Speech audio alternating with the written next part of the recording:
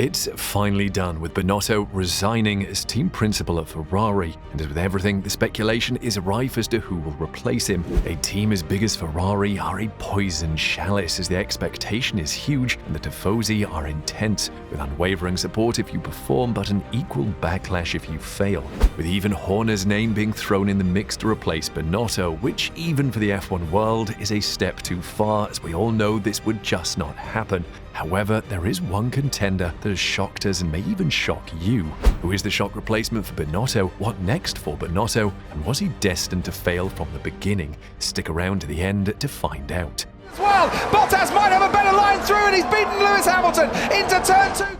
It has long been expected that Ferrari and Binnoto would part ways. With a tough campaign, Ferrari have struggled with their strategy and went from championship contenders to a walking meme.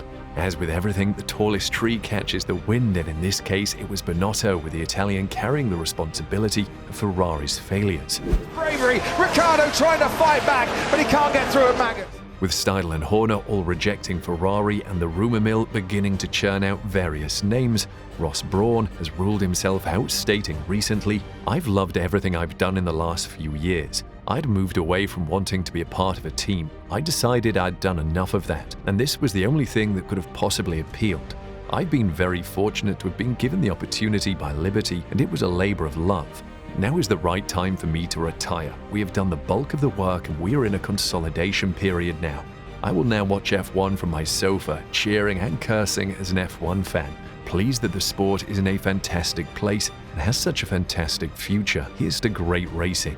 Now that everyone's favourite has been ruled out, let's take a look at who could replace Binnoto at Ferrari. First off, we have Laurent Mekies, with Marco believing this is the route Ferrari will go. The Austrian does not think Ferrari will look to other teams after Binotto's departure. "I can well imagine Ferrari giving the job to one of their own," Marco reveals. That's what BMW did when it promoted Mario Tyson, a top engineer from its own ranks, to team manager when it took over Sauber in 2006. According to the German medium, 3 people at Ferrari are eligible for the role. Laurent Mekies, Jonathan Giacobazzi and Antonello Coletta are all said to be in the picture to become team boss, leaving it to wait and see who the team will choose for the time being. Currently employed as the team's assistant principal, Mekies has been entrusted by the hierarchy to carry out communications of late when Binnoto has been unavailable. For the most part, the French engineers looked assured and confident when dealing with issues within the team. It is not unusual for Ferrari to promote from within, and if they are going to go this route, then Mekies would be an excellent choice, with the only blemish against his name being he has worked under Binnoto. Now, the media's favourite, and the one that we have all heard being linked to the job, is Frederic Vasseur. Vasseur ticks all the boxes with a plethora of experience working in F1 teams, and being the current boss of the blended Alfa Romeo Sauber racing brand only increases his chances of taking the job, as there has been notable improvement in the team.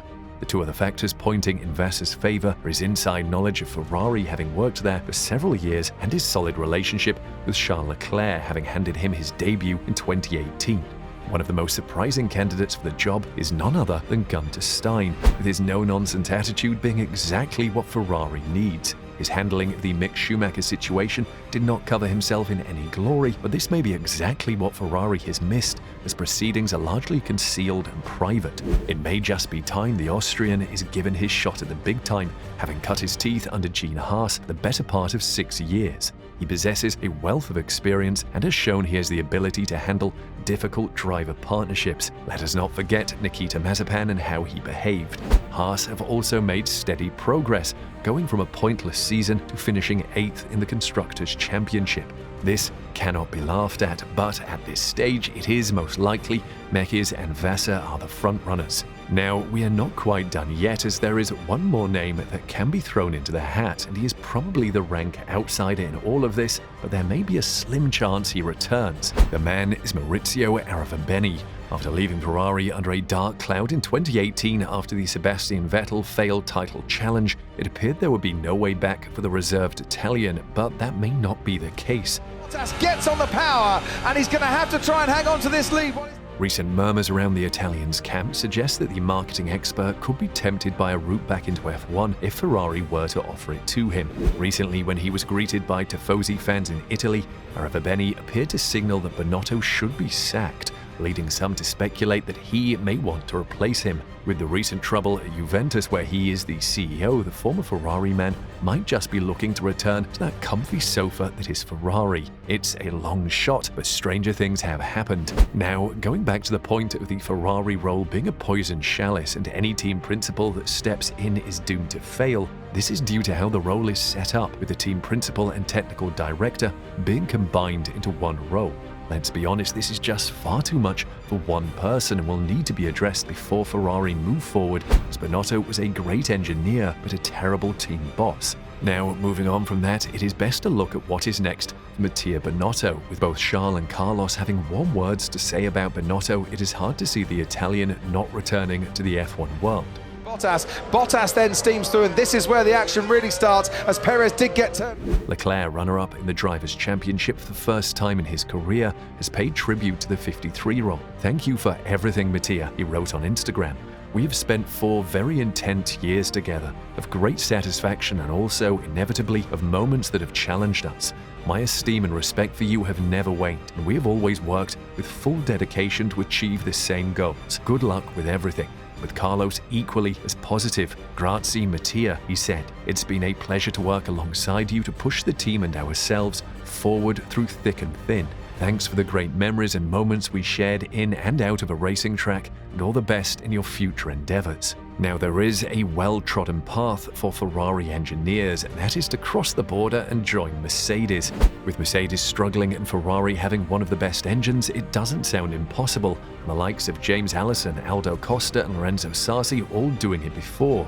It does not seem impossible. Toto Wolff has always had good relations with the Italian Swiss and needs a team boss at his side in future to be able to devote more time to the business. It is also reported that Binotto is in talks with a certain German team, and it is rumored that Binotto is already discussing his return to F1 with Audi as new details emerge about his terrible relationship with the Ferrari chairman. According to Corriere, the Renault Group, with its chairman Luca De Meo, is also interested in Binotto, who could entrust his longtime companion with the management of the Alpine team. It is also conceivable that Binotto will move to Alfa Romeo as team boss and accompany Audi's entry into Formula One in the medium term. Binotto is still young when it comes to top positions as an engineer and team principal. His best performance lies in the engine department, and if he wants to stay in Formula One, then most teams will go after him. His power unit knowledge will come in helpful. The engine rules and regulations will be changing in 2026, so perhaps Binotto would like to focus on the long term. Any changes made to power units in the coming years are very limited given the rule freeze, though reliability issues can be looked into. What do you think? Comment below and let us know who should replace Binotto, and what should Binotto do next?